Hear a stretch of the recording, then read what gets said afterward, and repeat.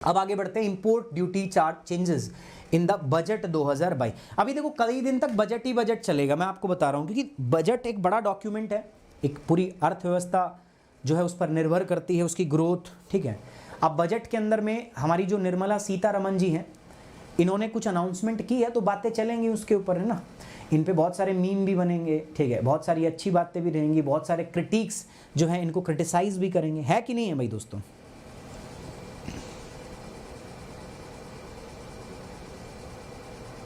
अरे नहीं, ऐसा नहीं है तेजस्वी, ऐसा नहीं है, बस मैं एक माध्यम हूँ, ठीक है, और मैं ये चाहता हूँ कि इस माध्यम का आप सभी लोग जो हैं मैक्सिमम, अधिक से अधिक लोग जो हैं सदुपयोग कर सकें, बस आगे बढ़ें, ये चाहता हूँ और कुछ नहीं। इससे ज़्यादा मेरी कोई चाहत ही नहीं है, सच बता रहा हूँ आपको। मैं चाहता हूँ आप लोग सब आगे बढ़े, बस सच्ची बता। एक कोई भी टीचर होता है ना, ठीक है, उसके लिए सबसे बड़ी बात यही होती है। आज मेरे सर हैं पंकज सर, ठीक है, वो बड़े खुश होते हैं मेरे को देख के, सच बता रहा हूँ, ठीक है, वो बड़े खुश होते हैं, ठीक है, जैसे मेरे फादर खुश होते हैं, इतने खुश होते हैं वो, क्योंकि मैं उनसे पढ़ा हुआ हूँ ना यार, मेरे टीचर हैं, तो उनको लगता है कि यार हाँ आज सुमित कितना अच्छा काम कर रहा है देश के लिए, अच्छा लगता है ना। हमारे रॉ के एजेंट हैं सर। आगे बढ़ते हैं, import duty changes in the budget 2022। Import duty पहले तो बताओ होता क्या है। देखो आपको मैं समझा रहा हूँ, टैक्स का अभी चैप्टर में अभी कराऊंगा आपको, ठीक है। दो प्रकार के टैक्स होते हैं, पहला होता है डायरेक्ट टैक्स और दूसरा होता है इनडायरेक्ट टैक्स। डायरेक्ट टैक्स का मतलब क्या होता है, भाई जिस आदमी पे लगे उसी को देना, जैसे इनकम टैक्स मेरे पे लगा तो मैं ही भरूंगा, आप पे नहीं आएगी बात। दूसरा होता है इनडायरेक्ट टैक्स, मतलब लगा किसी पे, भर कोई और रहा है। जैसे मैगी बनी तो मैगी कंपनी में सरकार ने टैक्स लगा दिया, लेकिन वो मैगी कंपनी बड़ी शानी है, उसको आप तक पहुंचा देती है, आपकी जेब से भरवाती है। जब आप मैगी खरीदते हो ना, तो एमआरपी के अंदर में वो टैक्स का पैसा भी जुड़ा होता है, इसको बोलते हैं इनडायरेक्ट टैक्स। लगा किसी पे और भरना किसी को पड़े, बोझ किसी पड़े, लगा किसी पे, मारा किसी को और खून किसी और को निकले, ठीक है, क्या होता है इनडायरेक्ट टैक्स। अब इस इनडायरेक्ट टैक्स के अंदर में कुछ ड्यूटीज होती हैं, ठीक है, अब मैं आगे पढ़ाऊंगा, और इन्हीं में दो हम बात करते हैं। पहली होती कस्टम ड्यूटी और एक होता है दोस्तों आपका इंपोर्ट ड्यूटी। इंपोर्ट ड्यूटी क्या होती है, इंपोर्ट का मतलब होता है आयात, जब हम किसी चीज को अपने देश में मंगवाते हैं, इंपोर्ट करते हैं, बाहर देश में लग्जरी कार है, बड़ी बड़ी महंगी महंगी कार होती है, तो जब हम उनको अपने देश में मंगवाते हैं ना, ठीक है, उन पे टैक्स लगता है। सरकार कहती है अच्छा देश की चीज छोड़ के बाहर से चीज मंगवा रहे हो, लगा टैक्स, इंपोर्ट। अब इससे सरकार को क्या होता है, टैक्स में पैसा मिल जाता है। भाई जिसके पास पैसा है वो तो बाहर से चीजें मंगवाएगा, खरीदेगा, उसकी भी जरूरत पूरी हो रही है और सरकार को टैक्स का पैसा मिल रहा है। इस टैक्स के पैसे का सरकार लोगों के लिए, जो समाज कमजोर वर्ग है उसके लिए, भलाई के लिए इस्तेमाल करेगी। एक बात। दूसरी बात क्या है, कस्टम ड्यूटी। कस्टम ड्यूटी क्या होती है, जब आपके देश में कोई चीज आती है तो बॉर्डर के ऊपर, बॉर्डर क्रॉस करने के नाम का उनको कस्टम ड्यूटी जो है, सीमा शुल्क बोलते हैं इसको, वो देना पड़ता है, ठीक है। वैसे इन सब के बारे में डिटेल में मैं आगे पढ़ाऊंगा जब हम अपनी इकोनॉमिक्स के अंदर में टैक्स के बारे में डिस्कस करेंगे, then will discuss about all these things. But अभी क्या हुआ है कि भारत के अंदर में कुछ चीजों के ऊपर कस्टम ड्यूटी और आपकी जो इंपोर्ट ड्यूटी है, किसी को बढ़ाया गया है और किसी चीज को घटाया गया है। अब जो बढ़ेगा और घटेगा उससे क्या होगा, चीजों के प्राइस जो है ना वो बढ़ेंगे घटेंगे। और ये क्यों किया गया है, ये निर्मला सीतारमण ने देखा है कि देश के अंदर में ऐसे बहुत छोटे छोटे उद्योग हैं जिनको सरकार की सहायता की आवश्यकता है। क्यों, ऐसा सहायता में क्या दिक्कत हो रहा है, क्योंकि भारत के अंदर में जो उद्योग हैं वो काम तो कर रहे हैं, लेकिन उनके अंदर में बहुत बड़ी मशीनरी नहीं है, तो वो बहुत बड़े स्केल पे प्रोडक्शन नहीं कर पाते, उनके उत्पाद महंगे हैं, तो उनके उत्पाद महंगे पड़ते हैं। लेकिन बाहर से अगर कोई इंपोर्ट कर रहा है, उनके उत्पाद सस्ते पड़ते हैं, तो इसीलिए जो डोमेस्टिक इंडस्ट्री है वो पीछे रह रही, कोई उनका प्रोडक्ट खरीद ही नहीं रहा। मैं एक कंपनी में एक प्रोडक्ट बना रहा हूं दोस्तों, और मैं एक प्रोडक्ट बना के आपको बेच रहा हूं 100 रुपए में, लेकिन वही प्रोडक्ट बाहर देश से कोई खरीद के आपको बेच रहा है और आपको प्रोडक्ट मिल रहा है 80 रुपए में। आप कौन सा खरीदोगे, 80 रुपए वाला खरीदोगे। लेकिन इससे क्या हो रहा है, इससे बाहर वाले की तो वृद्धि हो रही है, वो उसकी तो मतलब चांदी है, लेकिन जो देश के अंदर में बना रहा है, जो मेड इन इंडिया है, जो आत्मनिर्भरता है दोस्तों, वो कभी नहीं आ पाएगी। इसीलिए निर्मला सीतारमण हमारी फाइनेंस मिनिस्टर और भारत सरकार ने सोचा है कि देश के अंदर में जरूरत है हमें, जो स्मॉल मैन्युफैक्चरर हैं, जिनके पास बहुत बड़ा टेक्नोलॉजिकल सेटअप नहीं है, जिनके पास कम पैसे हैं, जो लेबर इंटेंसिव है, जिसमें ज़्यादा लोग काम करते हैं, ज़्यादा लोग जाके मेहनत करते हैं, जिससे एम्प्लॉयमेंट होती है, ऐसे क्षेत्रों को प्रोटेक्ट किया जाए। क्योंकि उनको प्रोटेक्ट करेंगे, अगर हम इंपोर्ट ड्यूटी बढ़ा देंगे तो वो जो उत्पाद बाहर से आएंगे वो महंगे पड़ेंगे और देश में बने उत्पाद सस्ते पड़ेंगे, तो लोग देश की चीज़ें क्या करेंगे, ज़्यादा खरीदेंगे, देश की जो ग्रोथ होगी, देश के उद्योगों की ग्रोथ होगी, और बाहर वाला महंगा हो जाएगा। किसी को चाहिए बाहर वाला तो महंगा लो भाई, ठीक है। दूसरी बात, हमारा एक प्रोग्राम है वन प्रोडक्ट वन डिस्ट्रिक्ट। सरकार ने पता क्या सोचा था? सरकार ने सोचा था कि देश के अंदर में इतने सारे डिस्ट्रिक्ट है, 750 के आसपास डिस्ट्रिक्ट है, हर डिस्ट्रिक्ट की एक स्पेशलिटी होनी चाहिए। नहीं भाई, आज गुड़गांव को जानते हो आप किसके लिए दोस्तों? भाई आईटी इंडस्ट्री का हब है, इतनी सारी आईटी इंडस्ट्री, कॉल सेंटर है। पानीपत को जानते हैं सर हम किसके लिए? टेक्सटाइल इंडस्ट्री के लिए, है ना। तो ये सोचा गया देश के अंदर में कि यार इतना बड़ा देश है, इतने सारे इसमें डिस्ट्रिक्ट हैं, हर डिस्ट्रिक्ट की एक स्पेशलिटी हो तो मजा नहीं आ जाए? सोचो भारत देश जो है कितना समृद्ध बन जाए अगर हम हर डिस्ट्रिक्ट की एक चीज को पॉपुलराइज करें, तो सोचो कितनी बड़ी बात हो सकती है ना, अच्छा हो सकता है ना उस उत्पाद के लिए, उस इंडस्ट्री के लिए। ऐसा ही सोचा गया। अभी सोचा क्या गया इस बजट के अंदर कि भारत के अंदर में जितने भी रेलवे स्टेशन है ना, हर रेलवे स्टेशन को एक प्रोडक्ट के लिए फेमस कर दो, मार्केटिंग उस रेलवे स्टेशन को उसका सेंटर बना दो उस प्रोडक्ट का। जैसे मान के चलते हैं भाई, कोई प्रयागराज का जो रेलवे स्टेशन है, मान के चलते हैं जैसे उसको चाय के लिए फेमस कर दिया कि वहां बहुत बढ़िया चाय मिलती है, ठीक है, तो चाय की मतलब पत्ती वहां बहुत मिलती, मतलब ऐसे मैं बता रहा हूं, एक रेलवे स्टेशन को एक प्रोडक्ट के लिए क्या कर दिया जाए, पॉपुलराइज कर दिया जाए। ये एक ऐसी स्कीम है। तो ये one district one product one district जैसी स्कीम के आधार पर ही ना ये बात किया गया। तो इसके लिए हमें क्या करना पड़ेगा दोस्तों? इसके लिए हम बहुत सारे प्रोडक्ट देश में बनाएंगे। हर रेलवे स्टेशन पे एक प्रोडक्ट को फेमस करना है तो आपको उनको प्रोत्साहन देना पड़ेगा, आपको उनको प्रोटेक्शन देनी पड़ेगी, है ना। ऐसी बहुत सारी चीजें जो बाहर से सस्ती आ रही हैं, आपको उनको डिस्करेज करना पड़ेगा कि इंपोर्ट कम हो और देश में मैन्युफैक्चरिंग ज्यादा हो, ठीक है। तो ये चीज आपको देखनी पड़ेगी। तो इसके लिए इन दो बातों को ध्यान में रखते हुए दोस्तों ये स्कीम जो है वो चलाई गई है, ठीक है। समझ में आ गई बात? समझ में आई तो फटाफट से ओके की रिपोर्ट करो। बिल्कुल देखो, स्टडी लाइफ ने भी बोल दिया है कि 1K कर दो यार। पिछली क्लास जो थी ना, मैंने एक शायद 21-22 तारीख को ली थी, तो मैंने कहा भी नहीं तुमसे तभी यार, आप मतलब उस पर क्लास खत्म करने से पहले 1200-1300 लाइक हो गए थे, ठीक है। ऐसा कुछ किया करो यार, ऐसा कुछ किया करो दोस्तों। और सुनो, कल सुबह धरती फट जाए आसमान पर, कल से करंट अफेयर सुबह ही करूँगा 8 बजे, ठीक है। और तुम्हें मुझे मतलब इसके लिए मोटिवेट करना है, ठीक है, तुम्हें मुझे मोटिवेट करना है इसके लिए कि सर हाँ हम आएंगे सुबह। अब तुम सुबह आना, नहीं तो क्या होगा ना, मैं मान लो सुबह उठ के क्लास कर रहा हूँ, तुम ना आए तो मैं सोच रहा यार शाम में ही आ रहे थे, शाम में ही पढ़ा दूंगा। लेकिन तुम्हें मुझे मोटिवेट करना है सुबह, ठीक है। 1-2 दिन की बात होगी, फिर अपना सुबह टाइम टेबल बन जाएगा यार। रात में मतलब ठीक है, इतना लेट ठीक नहीं है, सुबह पढ़ेंगे आराम से, बढ़िया, ठीक है ना।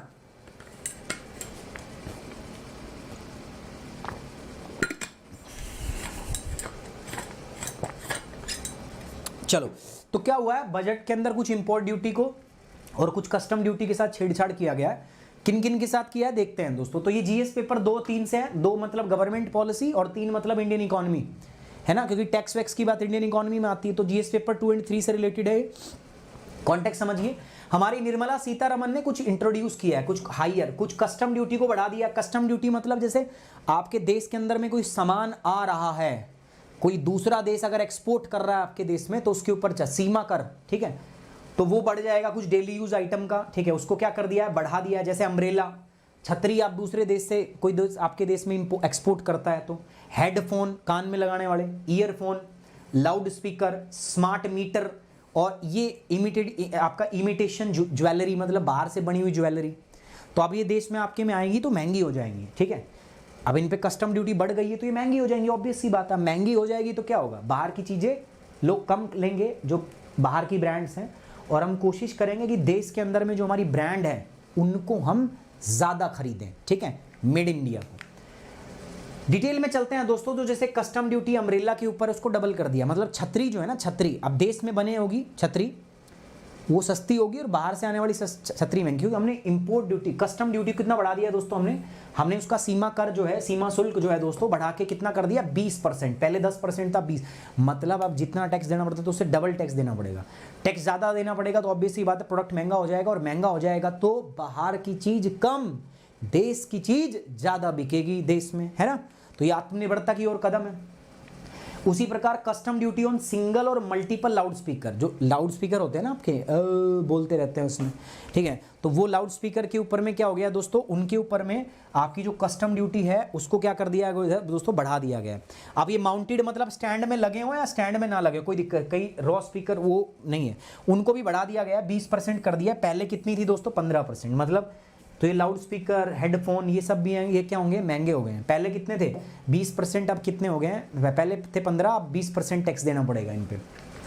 Import duty reduced for cut and polish diamond. Import duty मतलब जब हम अपने देश में आयात करते हैं, कस्टम ड्यूटी जब कोई एक्सपोर्ट करता है हमारे देश के अंदर, ठीक है, तो जब हम अपने देश में इंपोर्ट करते हैं किसी चीज़ पे, तो इंपोर्ट करते हैं, हम मंगवाते हैं ना कोई चीज़, तो भी हमें टैक्स देना पड़ता है, ठीक है। तो जब हम इंपोर्ट करते हैं तो ये कह रहा है कि जो कटा हुआ और जो पॉलिश डायमंड है, अगर आप मान लो बाहर से मंगवाते हो तो उसके ऊपर जो इंपोर्ट ड्यूटी है ना वो कम कर दी है। अच्छा, महंगी जो चीज़ें होती है ना, जैसे गोल्ड, डायमंड, इनके ऊपर हमेशा ना टैक्स कम होता है, ऐसा क्यों बताओ। डंपिंग टैक्स, देखो डंपिंग उस पर लगता है हिमांशु, जैसे चाइना के अंदर में मान के चलते हैं, चाइना के अंदर में सपोज मोबाइल फोन बहुत बनते हैं, ठीक है, बहुत बनते हैं, इतने बनते हैं कि उनके देश में खपत हो भी जाती फिर भी बच जाते हैं। तो चाइना क्या करेगा, प्रोडक्ट महंगा बन गया तो अगर वो अपने ही देश में रखेंगे उसको, तो उनके वहाँ पे मोबाइल फ़ोन की कीमतें बहुत गिर जाएंगी। चलो मैं अपने यहाँ पे बात करता हूँ, चावल का बहुत बम्पर प्रोडक्शन हो गया अपने देश में, बहुत सारा चावल पैदा हो गया। अब मैं अगर वो चावल देश में रखूँगा, सरकार को पता अगर चावल देश में रखा तो भारत के अंदर में चावल की कीमतें कम हो जाएंगी, बहुत गिर जाएंगी। अब आपको तो फ़ायदा है, चावल सस्ता आएगा, लेकिन किसान को बहुत नुकसान हो जाएगा। तो इसीलिए उस सामान को बाहर भेज दिया जाता है, ठीक है, हम उठा के उस चावल को चाइना में ले जाएंगे, और चाइना में उस कीमत है मान के चलते हैं 50 रुपये किलो, हम कहेंगे अरे 10 रुपये किलो में ले लो हमारा चावल, हम उसको 10 रुपये में ही डंप कर देंगे, हमने उठाया डंप कर दिया। अब चाइना वाले क्या कहेंगे, चाइना वाले शाणे हैं भाई, अच्छा 10 रुपये में हमारे यहाँ गिर गए, अब 10 में वहाँ हमने डाल दिया चाइना में, लेकिन चाइना में चावल की कीमत कितनी है 50, तो फिर चाइना में क्या होगा, चाइना में डोमेस्टिक वालों से कोई नहीं खरीदेगा, सारा यहीं भाजेंगे 10 रुपये वाला। तो इसलिए चाइना की सरकार फिर क्या करेगी, वो देखेगी यार 10 रुपये का चावल आया, एक काम करते हैं 40 रुपये इस पर टैक्स लगा देते हैं, इससे 50 रुपये का हो जाएगा ये भी। इसको बोलते हैं anti dumping duty, dumping tax बोलते हैं इसको। फिर चाइना ने 40 रुपये टैक्स लगा दिया 1 किलो पे, तो 10 का हमने बेच दिया, 40 हो तो 50 का ही बिकेगा, तो फिर वहाँ कोई फ़र्क नहीं पड़ेगा फिर। तो इसीलिए फिर भारत बहुत ज़्यादा, जो भारत के एक्स्ट्रा चावल की डिमांड चाइना में कभी नहीं बनेगी, इसको बोलते हैं डंपिंग। ये भी पढ़ाऊँगा टैक्स में। अब ये कह रहा है कि कट एंड पॉलिश, मैंने क्या बोला आपसे बताओ, हाँ नहीं, फ्री ट्रेड एग्रीमेंट का सीन नहीं होता। देखो महंगी चीज़ों को अगर आप तुम टैक्स लगाओगे और महंगी हो जाएगी, और अगर और महंगी होगी ना तो फिर वो स्मगल होने लगती है, ब्लैक में आने लगती है। फिर ऐसे होंगे लोग, वो डायमंड को निगल के आएंगे, और निगल के प्लेन में बैठ के आएंगे, सुबह जब वो फ्रेश होंगे सोचेंगे डायमंड निकाल लेंगे। ऐसे केस मिलते हैं ना बहुत ज़्यादा, कि पेट में डायमंड मिला, पेट में गोल्ड मिला, वही सोचते हैं कि खा लेते हैं, ठीक है, कल सुबह सुबह निकलेगा, रख लेंगे अपने पास, है ना। फिर ऐसी चीज़ें बहुत बढ़ जाएंगी, आपको पता है स्मगलिंग बहुत बढ़ जाएगी, ब्लैक मार्केटिंग बहुत बढ़ जाएगी, तो इस चक्कर में इन पे हमेशा कम होता है। तो इसलिए इन्होंने कहा है डायमंड पे कम कर दिया गया है। कोको बीन्स जो होते हैं, ठीक है, जिनसे चॉकलेट वगैरह बनती है, उसको उस पर भी जो इंपोर्ट ड्यूटी है उसको कम कर दिया गया है। मिथाइल अल्कोहल, एसिटिक एसिड, इन पे कम कर दिया गया है। अच्छा, duty on capital goods. Capital goods मतलब बड़ी, जो जैसे बड़ी बड़ी मशीन होती है ना, हैवी इंडस्ट्रीज होती है हमारी बड़ी, जो प्रोजेक्ट स्कीम के तहत में आते हैं, जो प्रोजेक्ट जो आपका इंपोर्ट्स होते हैं, मतलब जैसे एक प्रोजेक्ट है, बहुत बड़ा प्रोजेक्ट है, बड़ी चीज़ है, उसके लिए उसे में लगने वाली सारी जो चीज़ें हम जब बाहर से इंपोर्ट करते थे ना, तो पहले क्या होता था, ऐसे बड़े बड़े प्रोजेक्ट के लिए, ऐसी कैपिटल गुड्स के लिए सरकार क्या देती थी, सब्सिडी देती, मतलब सरकार टैक्स में राहत देती थी। क्यों देती थी? क्योंकि उस समय हम ऐसा सोचते थे कि भारत में वो बड़ी मशीनें बन नहीं सकती, और अगर उन बड़ी मशीनों के ऊपर हम बहुत ज़्यादा पैसा टैक्स लगा देंगे तो भारत में कोई उनको इंपोर्ट नहीं करेगा, और इंपोर्ट नहीं करेगा तो भारत उन चीज़ों में कभी आगे बढ़ नहीं पाएगा। लेकिन अब हम क्या सोच रहे हैं, हम सोच रहे हैं कि वो मशीनें हम खुद यहाँ बना सकते हैं, जैसे कोल माइनिंग का हो गया, कास्टिंग का हो गया, स्टील इंडस्ट्री, जो बड़ी बड़ी इंडस्ट्री है, आज इन मशीनों का निर्माण हम कर सकते हैं, आज इन प्रोजेक्ट रिक्वायरमेंट को हम देश में फुलफिल कर सकते हैं, ठीक है। लेकिन क्योंकि हमारे देश ने, हमारी सरकार ने प्रोजेक्ट इंपोर्ट स्कीम के तहत में उनके ऊपर कंसेशन दिया हुआ था ड्यूटी के ऊपर, इसीलिए हम उनको बाहर से इंपोर्ट करते थे rather than purchasing our Indian machine. हम बाहर से कैपिटल गुड्स बड़ी भारी भारी मंगवाते थे, चाइना से, जापान से, फ्रांस से, क्योंकि सस्ती पड़ती थी हमें। इंडिया में पड़ेगी महंगी पड़ेगी, क्योंकि इंडिया में अभी टेक्नोलॉजी अभी भी स्टार्ट हुई है ना, तो इस चक्कर में वो बाहर वाली महंगी सस्ती पड़ती थी अपनी वाली। तो और ऑब्वियस सी बात है, मशीनें हम फिर बड़ी मशीनें हम सोचते हैं बाहर की कंपनी है तो अच्छा होगा, हम फिर हमें वो फोबिया होता है, हम बाहर का मंगवाते हैं। तो इसीलिए अपनी बड़ी इंडस्ट्रीज को बहुत घाटा हो रहा था, इसीलिए हमने यहाँ पर भी बढ़ा दिया है। पहले नहीं लगाया था, अभी हमने 7.5% का उसके ऊपर टैक्स लगा दिया है।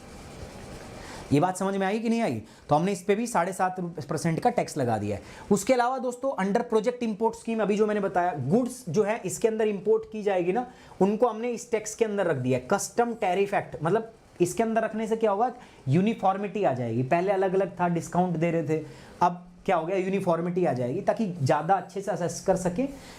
क्लियरेंस जो है वस्तुओं का वो बहुत तेजी से, जैसे इंडिया मंगवाएंगे तो पोर्ट पे आएगा तो क्लियरेंस देना पड़ेगा ना उसका, तो हमने इस टैक्स के इस रूल के अंदर रख दिया है ताकि इसका असेसमेंट और क्लियरेंस जो है वो तेजी से हो सके, ठीक है।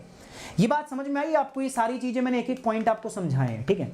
अब सर ये करने का फायदा क्या है? हमारी जो मिनिस्टर है, फाइनेंस मिनिस्टर, इसने क्या सोच के छतरी के पे जो आपकी इंपोर्ट ड्यूटी है उसको, कस्टम ड्यूटी को बढ़ाया, क्या सोच के इन्होंने डायमंड का प्राइस जो है, डायमंड के ऊपर जो इंपोर्ट ड्यूटी है उसको कम किया, वो मैं आपको बताना चाहूँगा। तो पहली जो चीज़ है वो क्या है, हमारी जो डोमेस्टिक इंडस्ट्री है ना, हमारी घरेलू इंडस्ट्री जो है उनको बचाने के लिए हमारे देश में देखो, छाता बनाने की कंपनी की बहुत बड़ी टेक्नोलॉजी नहीं चाहिए, उसमें बहुत बड़ी टेक्निक चाहिए, कि इंडिया में वो तकनीक आ नहीं सकती भाई। छाता बनाने में ऐसा थोड़ी ना बहुत बड़ी टेक्नोलॉजी चाहिए, डेटा साइंटिस्ट चाहिए। छाता नॉर्मल कोई भी माइक्रो स्मॉल मीडियम एंटरप्राइजेस बना सकती है ना। अब एक इंडिया में बने और एक चाइना में छाता बने, तो चाइना का छाता हमेशा सस्ता ही पड़ेगा और इंडिया वाले की कभी ब्रांड वैल्यू बढ़ेगी नहीं, क्योंकि वो सस्ता पड़ रहा है। तो इसीलिए सरकार ने सोचा है कि जो लोग बाहर से छतरी मंगवाते हैं या बाहर से छतरी के पार्ट मंगवा के इंडिया में असेंबल करते हैं, उसको महंगा कर दो। तो इंडिया में जैसे केरला जो है छतरी बनाने का हब है, ठीक है, छाता बनाने का हब है केरला, तो उसको उससे क्या मिलेगा, प्रोत्साहन मिलेगा। तो हम इंडिया के अंदर में आत्मनिर्भरता को क्या कर सकते हैं, बढ़ा सकते हैं। तो पहली चीज ये इसीलिए किया गया, पहला काम तो ये है, ठीक है।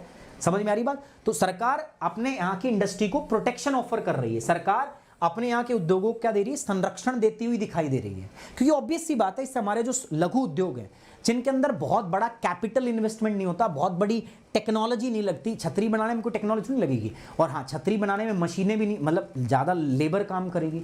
तो ऐसी जो लेबर इंटेंसिव है और जिसमें टेक्निक कम है, तो उन उद्योगों को भारत में प्रोटेक्ट करने के लिए सरकार ये काम कर रही है। पहली बात समझ में आया? वीडियो लाइक करेंगे जल्दी से, 900 में 15 कम है, जल्दी कर दो भाई, ठीक है। दूसरा, for the popularising one station one product, मैंने आपको बताया अभी हम क्या चाह रहे हैं दोस्तों, हम चाहते हैं कि देश के अंदर में ना अलग अलग जगह पे अलग अलग बिजनेस पॉपुलर हो।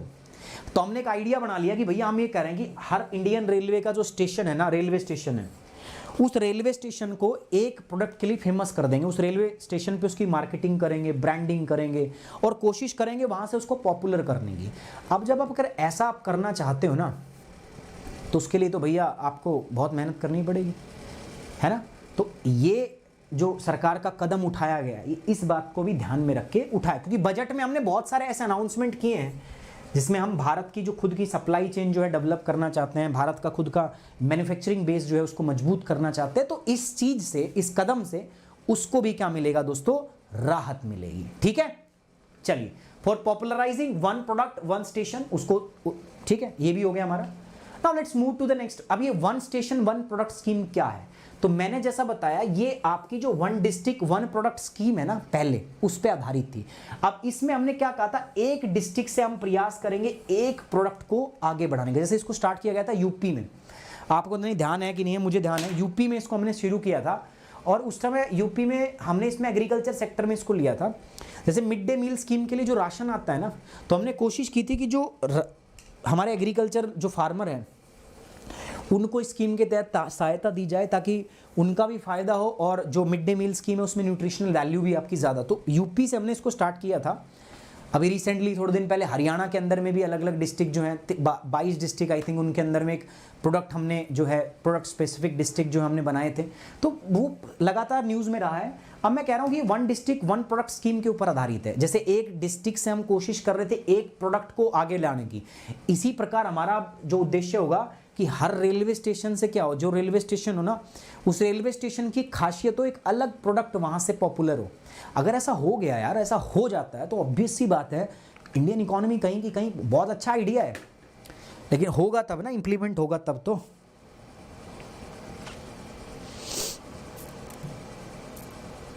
नहीं देखो नवी यादव, हर जगह किसी आप देखोगे तो खासियत होती है हर एरिया का ना, एक पर्टिकुलर। अब जैसे पानीपत के अंदर, पानीपत जो है वो रिफाइनरी के लिए और टेक्सटाइल के लिए फेमस है। अब रिफाइनरी का तो अलग ही बिजनेस टाइप है। माइक्रो एमएसएमई किस में है? एमएसएमई तो टेक्सटाइल में आता है ना। तो अगर पानीपत से टेक्सटाइल को प्रमोट किया जाएगा या कि रेलवे स्टेशन से उसको, तो उससे तो फायदा है, उससे नुकसान नहीं है, उससे फायदा है। ठीक है, बेस्ड ऑन डिस्ट्रिक्ट स्ट्रेंथ, ये हमने पढ़ लिया, तो उसी के ऊपर है आपका। ठीक है, अब चलो दोस्तों, रिलेटेड सर्च में मैंने आपको बताया थोड़ा सा डिटेल के अंदर में ना, आप एक one district one product scheme जो है, थोड़ा इसके बारे में कोशिश कर रहा हूँ थोड़ा डिटेल में जानने की। अच्छा, अब जैसे मैंने इंपोर्ट ड्यूटी, कस्टम ड्यूटी, तो ऐसे हमारे इनडायरेक्ट टैक्स और डायरेक्ट टैक्स जो है ना, उसमें हम पढ़ेंगे इसको। ठीक है, तो ये हम देख लेंगे, अभी आप मत पढ़ना, मैं आपको पढ़ा दूंगा।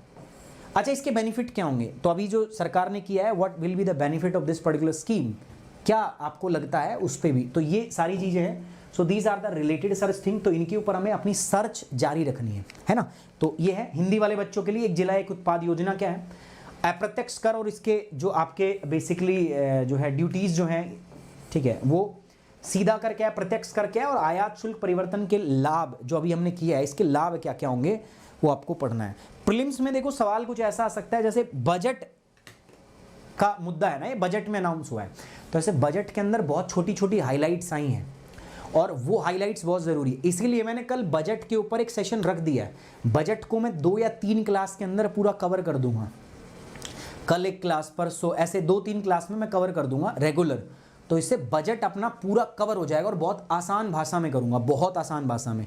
कल क्लास है अपनी 8 बजे रात को, ठीक है, सब मिलेंगे, बिल्कुल बेसिक से स्टार्ट करूंगा, और इस बार जो बजट की जो सवाल आते हैं वो सब कर दूंगा मैं।